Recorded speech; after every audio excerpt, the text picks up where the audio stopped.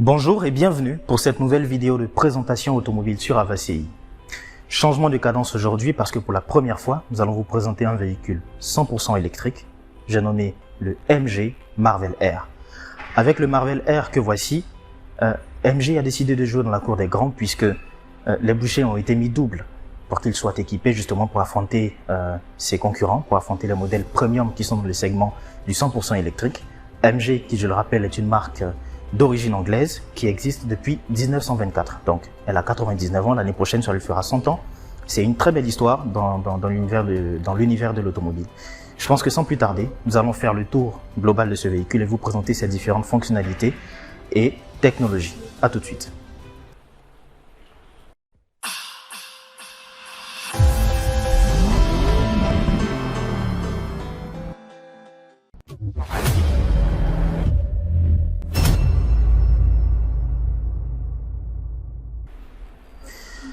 Eh bien, le premier contact visuel avec ce Marvel R est assez remarquable. Il faut dire qu'il présente bien. C'est un véhicule qui sait se montrer séduisant tout en restant discret, bien sûr, parce que vous ne l'entendrez pas s'approcher de vous. Regardez par exemple sur le capot, on a l'impression que le centre de ce capot est légèrement surélevé. On a la même impression aussi aux extrémités de ce capot. Il y a des lignes qui sont visibles, bien marquées, mais assez discrètes, comme je le disais tout à l'heure. À la base de ce capot, on retrouve l'imposant logo MG qui est là. Et quand on descend un peu, on a deux blocs de phare. On a deux blocs lumineux. Autant pour moi, on a deux blocs lumineux aux extrémités de cette façade avant qui sont en forme de C et qui sont rejoints par ce bandeau lumineux. Donc quand on ajoute à cela les phares, les blocs de phare qu'il y a en dessous, de chaque côté, eh bien, ça présente très bien. On a une très belle signalétique lumineuse spécifique à ce Marvel R. Et que dire de ce pare-choc très imposant dans lequel sont incrustés pas mal d'éléments. On a différents capteurs, on a l'une des caméras du système de caméras à 360 degrés. Et en dessous, on a des prises d'air. Bien sûr, c'est très important. C'est vrai qu'on n'est pas sur un modèle, on n'est pas sur un véhicule thermique, mais il y a quand même des éléments à refroidir là-dessus. Par exemple, le condensateur de climatisation. Donc, on a des prises d'air aux extrémités de ce pare-choc qui permettent aussi de refroidir les disques de roue. Donc c'est très important. Sur le profil du véhicule, le premier élément qu'on remarque, eh bien, ce sont les jantes qui sont belles, qui sont grandes, puisque le véhicule est équipé de jantes en alliage de 19 pouces, chaussées sur des pneus Michelin bien sûr. On a du chrome un peu partout, voilà, même au niveau de l'encerclement des portes, c'est du chrome noir. Et on retrouve la même matière sur les rétroviseurs, avec des répétiteurs de clignotants en forme de Y. C'est très beau, c'est très beau et c'est très remarquable.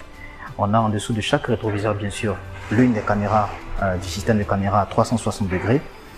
Je tiens à préciser, avant d'aller plus loin, que les poignées de porte sont rétractables, sont escamotables, donc il suffit d'appuyer là-dessus, comme j'ai la clé bien sûr en main, et vous voyez que les poignées ressortent. Donc c'est du plus bel effet, franchement. Et avant d'arriver à l'arrière, je tiens aussi à préciser que les trois quarts arrière, au niveau du vitrage du véhicule, les trois quarts arrière sont teintés d'origine. Donc c'est un plus pour tous, au niveau de l'aspect confidentiel, pour protéger les personnes assises à l'arrière et pour protéger aussi vos bagages des regards indiscrets. Quand on arrive à l'arrière de ce véhicule, quand on arrive à l'arrière de notre vedette du jour, attendez, il faut que je déverrouille à nouveau, vous remarquerez qu'à l'arrière, on a des clignotants séquentiels. On a des clignotants séquentiels à l'arrière, alors qu'à l'avant, c'est statique. Donc c'est très beau, franchement. Vous voyez, vous appréciez la signalétique lumineuse. On a un essuie-glace à l'arrière, et bien sûr, la mention est faite pour Marvel R. Il faut bien sûr qu'on sache qu'on est sur un véhicule 100% électrique, donc Marvel R électrique. Vous voyez, on a cette barre de chrome assez discrète et encore en dessous on en a. Donc franchement, au niveau du diffuseur, donc franchement, on n'oublie pas bien sûr la caméra de recul qui est normalement située là. Je précise que toutes les caméras qu'il y a sur ce véhicule sont des caméras en haute définition. Voilà ce qu'on pouvait dire pour l'aspect extérieur de ce Marvel R. Nous allons maintenant passer à l'intérieur. Eh bien, avant de nous installer à bord de ce Marvel R, il est important d'ajouter quelques précisions. En fait, il existe en plusieurs finitions, en 3 finitions précisément. La première, la finition confort, ensuite la finition luxury et enfin la finition performance. Celle qui est la plus nerveuse si vous voulez. Parce qu'en fait, sur la finition performance, il y a 3 moteurs sur la voiture qui cumulent 288 chevaux de puissance. Le modèle que nous avons là aujourd'hui, c'est un modèle, il est en finition Luxury. Il n'a que 2 moteurs qui cumulent 180 chevaux comme puissance, qui lui permettent quand même d'exercer le 0 à 100 km/h en 7 secondes 9 pour une vitesse maximum de 200 km/h. Quelle que soit la finition sur laquelle vous vous retrouvez avec le Marvel R, que ce soit sur la performance ou sur la Luxury, vous êtes plafonné à 200 km/h. Après, il y en a forcément un qui arrivera plus vite que l'autre. Donc, il faut aussi préciser que côté transmission, on a affaire à une boîte automatique, mais à 2 rapports. Voilà ce qui fait la spécificité de ce Marvel R. La première vitesse reste active tant que vous conduisez à basse vitesse. Quand vous commencez à aller très vite, le deuxième rapport s'enclenche pour que le véhicule puisse vraiment dégager. Donc, il y a une autre différence entre la finition Luxury et la finition Performance parce que celle-ci offre plus d'autonomie. On parle de 402 km d'autonomie en cycle WLTP contre 370 pour la finition Performance. Donc, cette autonomie est assez correcte. Certains pourront faire un peu plus en fonction de leur conduite, pourquoi pas. Mais après, ça reste une estimation qui va devoir être confirmée dans la pratique.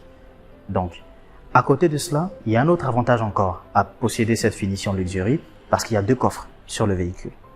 Il y en a un à l'arrière et un autre à l'avant. Permettez-moi de vous montrer un peu à quoi est-ce qu'ils ressemblent tous les deux. Je dois préciser déjà que le coffre arrière s'ouvre de 3 manières. Déjà, il y a une première option en utilisant la télécommande. Il y a un bouton sur la télécommande. La deuxième option, c'est simplement d'utiliser l'option pédale, comme le constructeur l'appelle.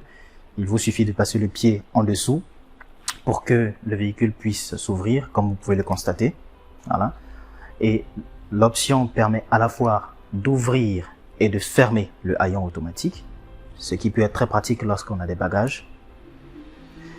Et enfin, la troisième option, c'est simplement d'appuyer sur le bouton qui est directement au niveau du haillon. Et vous voyez que le coffre s'ouvre. Voilà. Donc à l'intérieur, on a un cache-bagages. Il est vrai que le seuil est un peu élevé, le coffre n'est pas très grand, mais bon, il y a une compensation, Dieu merci. Ici, on a une capacité de charge de 357 litres. D'accord? Et en dessous de ce plancher, on a un petit espace de rangement et on a surtout on a le triangle de signalisation et surtout le kit de gonflage des pneus à défaut d'une roue de secours. Voilà. Donc avec ça, en cas de pépin, vous pourrez regonfler vos pneus à chaque fois. Vous voyez, il y a une inscription dessus, il ne faut pas rouler à plus de 80 km/h. Et quand vous finissez de gonfler les pneus alors qu'ils sont peut-être crevés ou quoi, faut pas rouler trop vite. C'est ce que ça veut dire. Donc il y a le kit qui est là, qui vous permettra de regonfler vos pneus à chaque fois que vous en aurez besoin, à défaut d'un pneu secours. Maintenant, nous allons passer à l'avant, que je puisse vous montrer un peu à quoi ressemble le deuxième coffre, qui s'ouvre de cette manière, une fois, une deuxième fois, voilà, et là, nous allons voir le deuxième coffre, qui lui offre une capacité de 150 litres. Je pense qu'avec un premier coffre de 357 litres et un deuxième de 150 litres, ça vous fait une capacité cumulée de 507 litres pour pouvoir ranger vos affaires. Là maintenant, ça devient intéressant. Nous sommes à bord de notre vedette du jour, du Marvel R. Bon, attendez, certains s'attendent peut-être à ce que je démarre le véhicule, mais ça ne sera pas nécessaire, parce qu'en fait, il est en marche. Si vous voyez sur l'écran d'instrumentation, dès que c'est marqué Ready, ça veut dire qu'en fait, on est prêt à partir. Voilà. Il n'y a aucun bruit, il n'y a aucun signal sonore qui vous rappelle que le véhicule est en marche. C'est le silence absolu. Pour ceux qui aiment le calme, ils seront servis. Alors, on est en train de parler de véhicules électriques, donc il faut qu'on mette aussi l'accent sur l'aspect recharge. Tout à l'heure, à l'extérieur, je disais que ce Marvel R, dans cette finition Luxury, offre une autonomie de 400 km annoncée par le constructeur. Mais quand cette autonomie se retrouve dans le seuil critique, il va falloir recharger le véhicule comme vous rechargez votre smartphone ou votre ordinateur. il n'y a pas d'inquiétude à avoir à ce niveau-là parce que le véhicule est livré d'office avec un câble de recharge et lorsque vous achetez le véhicule, nous vous le livrons avec une borne de recharge. Il est possible d'installer une borne de recharge chez vous à domicile. Le Marvel R peut se recharger soit à travers une prise domestique, ce qui sera beaucoup plus long. On parle de 6 à 7 heures. Alors qu'avec une borne, avec l'une des bornes que nous installons, qui sera installée chez vous en tant que proprio de Marvel R, vous aurez la possibilité de le faire en quelques heures seulement, 2 à 3 heures max. Voilà, pour recharger le véhicule jusqu'à 90-100%.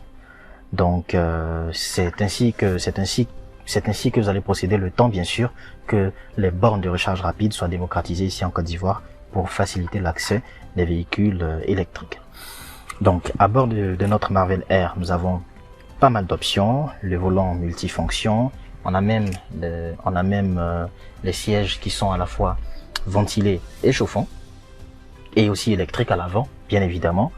Côté infodivertissement, comment ne pas en parler avec ce grand écran ici présent. On a un écran d'une diagonale de 19,4 pouces qui est facile d'accès à cause de sa position, verticale. Donc le conducteur peut facilement avoir accès à tout et n'importe quoi. Et on a le tableau d'instrumentation qui lui fait 12,3 pouces et qui est 100% digital. Donc voilà, donc deux écrans qui fonctionnent en concomitance, qui permettent d'ajuster les différentes fonctionnalités du véhicule avec ses boutons pour le volume, pour le multimédia et ici pour gérer le tableau d'instrumentation. Mais là, on a même un assistant vocal qui permet de gérer la vitre du conducteur, le toit panoramique, qui permet aussi d'activer et désactiver la climatisation, d'activer et désactiver la radio. Enfin bref, il y a quelques fonctions comme ça intéressantes qu'on ne pourra pas tout vous montrer aujourd'hui. Mais attendez, je vous montre par exemple pour la vitre. Close Windows. Voilà, donc vous voyez que la vitre conducteur remonte. Et c'est le cas pour les différentes options que j'ai citées tout à l'heure. Donc, il y a sur le Marvel R Apple CarPlay et Android Auto. Donc, ça sera facile pour vous, quel que soit le modèle, le smartphone que vous utilisez. Et je tiens à préciser que le rétroviseur central est anti-photovoltaïque. Ça veut dire qu'il est moins sensible aux éblouissements que les autres automobilistes à l'arrière pourront générer dans votre rétroviseur. Les rétroviseurs extérieurs ne sont pas concernés, mais celui-ci est anti-photovoltaïque. Donc, il est moins sensible à la lumière, aux phares un peu agressifs que vous allez croiser dans la circulation. Eh bien, on a un intérieur, on a un habitacle qui est bien présenté, bien fini, bien soigné. On a la climatisation bizone, voilà. Donc, je disais tout à l'heure que les sièges sont ventilés et chauffants. On a la climatisation automatique. Vous voyez, il est même possible d'orienter les bus d'aération de manière automatique. Et on a en dessous de l'écran central qui est là, un espace de rangement. D'accord. Et on retrouve là deux prises USB ainsi qu'une prise 12 volts. Maintenant, ici on a un accoudoir central. Il y a un petit bémol malheureusement, c'est qu'à l'ouverture, ça coince un peu au niveau du siège, du conducteur. Mais à part ça, ça va, c'est correct. On a ici deux portes gobelets. On a le sélecteur de vitesse qui est là, avec ce bouton central, qui permet de passer, par exemple, sur N, qui permet de passer aussi par la marche arrière, mais en appuyant deux fois. Il y a deux clics. Mais je précise que quand vous passez la marche arrière, les rétroviseurs s'adaptent automatiquement pour vous permettre de mieux voir à l'arrière. Et quand vous revenez, par exemple, en point mort ou sur n'importe quel autre mode, eh bien, ces rétroviseurs se remettent à leur place initiale. Donc, voilà un peu ainsi présenté le sélecteur de vitesse. Je vais revenir sur parking. Voilà. À gauche, on a le bouton mode qui permet en fait de passer du mode éco au mode normal et ensuite au mode sport. Donc il y a 3 modes de conduite là-dessus. Et en fonction du mode que vous utilisez, cela va impacter aussi votre autonomie. Et à gauche, on a le bouton régène qui lui permet d'ajuster la façon dont le véhicule se régénère, si vous voulez, parce que il y a un mode de régénération à chaque fois que le véhicule décélère. Donc ce bouton-là va vous permettre d'ajuster cette fonctionnalité et vous permettre de gagner quand même quelques watts, ce qui est très important. Donc je disais tout à l'heure que le véhicule est aussi équipé de la caméra à 360 degrés, comme vous pouvez le voir. Donc avec ce bouton, il me suffit d'appuyer là-dessus pour voir que les deux caméras fonctionnent à gauche et à droite, sans oublier la caméra de recul que vous avez déjà vue. Voilà. Donc, à côté de cela, on a même un lecteur vidéo. On a la navigation. Bref, toutes ces petites fonctionnalités font de ce véhicule un véhicule exceptionnel que nous pouvons nous permettre de vous recommander. Je pense que nous allons faire un tour à l'arrière pour voir un peu à quoi ça ressemble. Eh bien, à l'arrière de notre Marvel R, vous voyez, il y a une très belle signature MG sur chaque siège, sans oublier les poches aumônières pour pouvoir ranger quelques affaires. On a la climatisation à l'arrière pour les passagers et même 2 prises USB, comme vous pouvez le voir. Je précise aussi qu'on a un accoudoir central avec quelques rangements, 2 porte-gobelets et un peu de rangement, ce qui peut s'avérer pratique pour ceux qui vont se faire conduire. Et puis côté espace, alors ce n'est pas waouh, certes, mais c'est assez correct quand même. Vous voyez l'espace que j'ai entre les jambes et puis au niveau du toit. Donc c'est assez correct pour transporter 3 adultes, même pour un long courrier. Voilà. Alors, pour tous ceux qui auront besoin de plus d'informations au sujet du Marvel R, n'hésitez pas à nous contacter. Nous ferons un plaisir de vous répondre et de vous assister, je l'espère, jusqu'à l'acquisition de votre véhicule. Sinon, moi je vous dis merci de nous avoir suivis pour aujourd'hui et à la prochaine. Portez-vous bien d'ici là. Au revoir.